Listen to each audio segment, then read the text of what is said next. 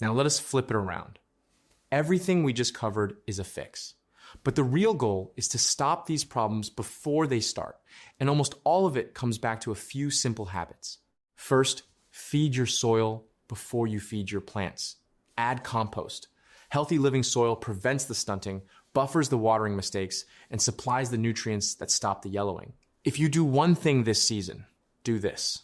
Second, water deeply and less often, and always check the soil first with the finger test. Most plant deaths in a home garden come from watering on a schedule instead of watering when the plant actually needs it. Third, walk your garden every day. 30 seconds a plant. Most pest outbreaks and most problems are easy to fix when you catch them small and a nightmare when you catch them late. Fourth, give plants the right light and the right spacing from the start. Crowded plants compete and get sick. Plants in too little light get leggy and weak. Fifth, invite the good bugs in by planting flowers among your vegetables so your garden starts defending itself.